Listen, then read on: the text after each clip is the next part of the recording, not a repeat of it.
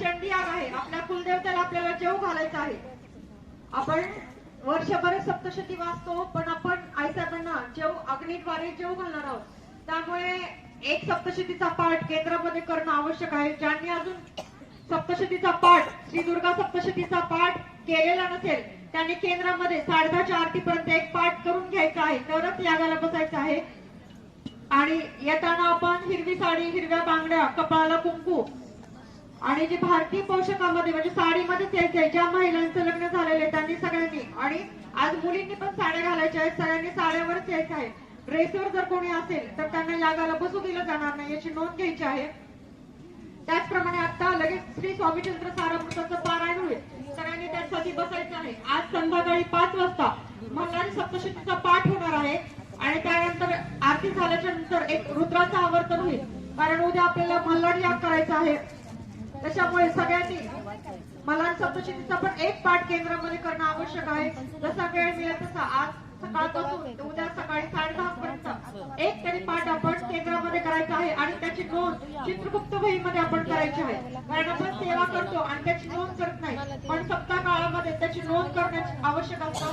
कारण जी सेवा आपण करतो ती वहीवर लिहिलेली असते आणि शेवटच्या दिवशी सांगतेच्या आरतीच्या आधी आपण ती महाराजांच्या समोर ठेवत असतो. ती वही जी आहे सगळी संख्या आपण मोजतो आणि जेवढी सेवा झालेली आहे तेवढी सगळी महाराजांची रुजू करत असतो.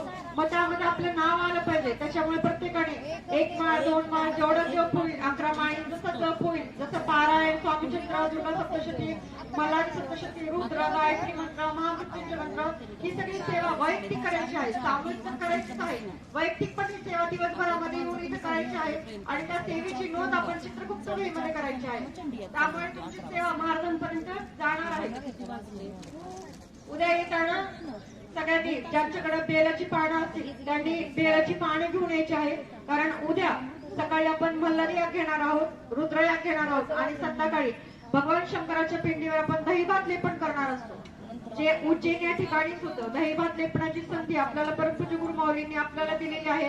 प्रत्येक केंद्रांमध्ये दोन्ही सप्ताह आणि श्रावण महिन्याच्या अमावस्येला आपण ही सेवा घेत असतो. पोळ्याच्या दिवशी ही सेवा घेतो आणि हा जो प्रसाद आहे, आजारी असतील, बऱ्याच याची समस्या ज्या असतील त्याच्यावर उपयोगी असतो. दहीभाताचा प्रसाद सहजासहजी भेटत नसतो. त्यामुळे प्रत्येकाने जे आज इथे आहेत त्यांनी प्रत्येकाने उद्या संध्याकाळी पण आरतीला यायचं आहे. 5:30 वाजता आपण 108 बेलाची पानं घेऊन स्वच्छ धुवायची. बेलाची पानं तोडायची आहेत, त्याचं जे मागचं गोल जे पेट असतं ते काढायचं आहे आणि स्वच्छ धुवायची आहेत. धुवून करूनच बेलाची पानं आणायची आहेत आणि नंतर व्हायची आहेत. कारण